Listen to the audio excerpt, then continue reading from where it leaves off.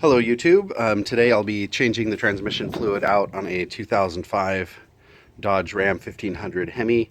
The transmission is a 545 RFE, so basically any vehicle that runs that, Dodge Ram, Dodge Durango, Chrysler Aspen, CRD, Jeep Liberties, probably also would be found in Jeep Grand Cherokees. Anything running this transmission should be the same or similar. I did the Aspen just a couple weekends ago. Today I'm actually working on this for a friend. Her son had changed the fluid out, and I think I know he kind of messed some things up, so I had to take it apart and take a look at it here. So just to cover the draining of it, imagine the transmission pan here is installed in the vehicle, and then you have an oil drain pan underneath. You want to have a really large one to be able to capture the fluid as it leaks out. Also, as you can see, I don't know if you can hear the wind, but here's kind of a mess. The wind just blew the fluid everywhere and kind of ruined my driveway, so it hasn't been a good day so far. But just to go over how to drain it, what I usually do is I'll put the drain pan, have it set back a little bit directly underneath here. I'll begin by loosening all the bolts, not much, just enough to break them loose, quarter turn, half turn. This would be the back of the vehicle, this would be the front of the vehicle. From here, start taking out, like I take these two bolts out, then I take these two bolts out, then I'll take these bolts out. At this point, if it has just a regular gasket, it'll start to weep fluid out. And so just kind of watch what's going on and move the pan around accordingly, because it'll weep out and it'll just start dripping. If you have it on an incline, the more of an incline, the further back they'll go before they drip. From there, what you'll do is you'll start loosening this, take this bolt like halfway out, and you'll see the pan just start to drop down a little bit. Take this bolt out and it'll drop a little bit more. From there, you turn these out a couple turns, and then the pan is basically just being held up. It'll be kind of held up like this, and the more you loosen these bolts, the more it'll drop the pan down. The more it drops the pan down, the more fluid drops out. Eventually you'll get to the point where you could just, with one hand, hold the pan up, with the other hand, pull all the bolts out, and then just tip the pan to dump it in the oil drain pan and come out with it. So here you see it's pretty clean. Chrysler put a like a non-stick paint on these things. It works pretty well as far as like keeping the filings and stuff be able to easily wipe out. I found that if you spray it with brake clean, it'll actually make the paint a little tacky. So just be aware of that. What I would do is I would use the brake clean to kind of get the shavings and stuff out and off of there. Let it sit for a second while the brake clean dries off, and then just wipe it out to clean it up. Then of course we have our magnet right here. This one's clean. I found a pretty good amount of shavings on this one.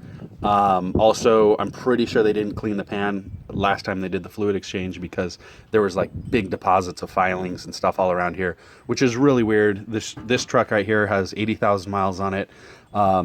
Evidence of a ton of wear. This guy right here has 100,000 miles on it. Transmission pan was totally clean. This had just a little teeny amount of shavings on it, and the filters looked great. Everything was great. So assuming you're following along, you've dropped your pan, you've cleaned it off and everything like that, let's go ahead and take a look at the filters here. So going underneath, you're going to have two filters. One of them right now is installed, the other one I've pulled off. So the one that's installed, this is your cooler filter right here. It resembles an oil filter, basically goes on and off the same way. When you're working with this, just make sure that you do good twists. You don't put any side load on it, because the threads at the end of this filter are actually plastic. Last thing you want to do is break that off in there. Bad day, really bad day.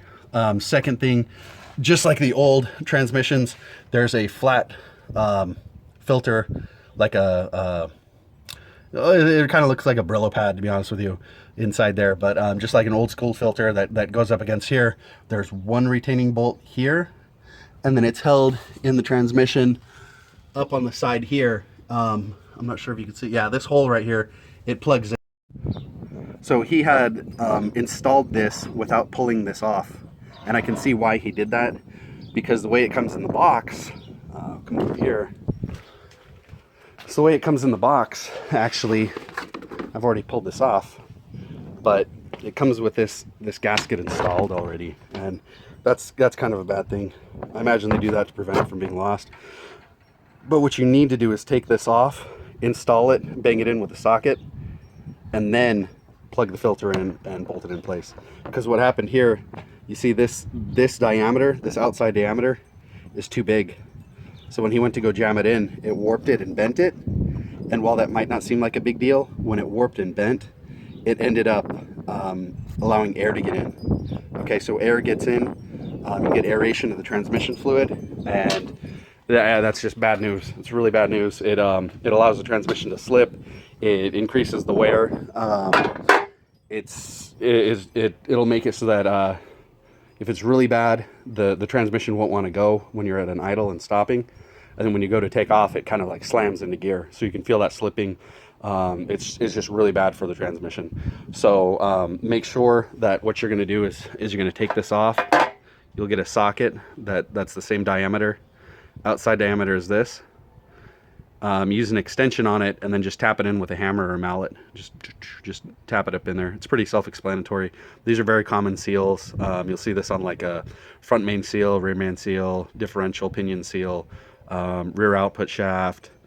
Very common. Axle tubes. So same principle there. When filling it up, or pardon me, let me pause right there. We'll get back to that. So this guy right here, it had a transmission pan gasket. I hate those things. American vehicles, terrible at sealing the transmissions. I'm a big proponent of RTV. If you've seen any of my other videos, love the RTV.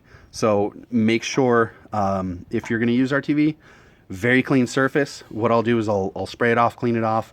Then I'll take a rag, I'll spray it down with brake clean, and then wipe it down once again. Transmission is very difficult. As you can see, coming over here, there's a bunch of drips everywhere, and it continues to drip. It'll sit there and drip probably forever if I let it. So to prepare the transmission case, what I do is I wipe it down, spray it with brake clean, wipe it down again, then clean it off with a rag to get it in there. Then what you're going to do is take RTV and make circles around each bolt hole and just go along in that manner until you've gone all the way around. From there, make sure that you don't touch anything with it, of course. Put it straight up into the transmission, and then just start bolting it down. So do what I'll do is I'll put 4 corners really lightly just to get it on there. I'll thread all the bolts in a little bit, and then from there, once they're all in, maybe a thread or two, start at opposite ends and work your way around clockwise. So you'll do crisscross, second one, third one, fourth one, and so on and so forth until you get them all bolted down and tight. For RTV, I usually would just let it sit for about an hour, maybe 2 hours before putting fluid to it, but after that it should be good to go. To check the fluid level, what you're going to do is have it level surface, idle, and in neutral to check the fluid level.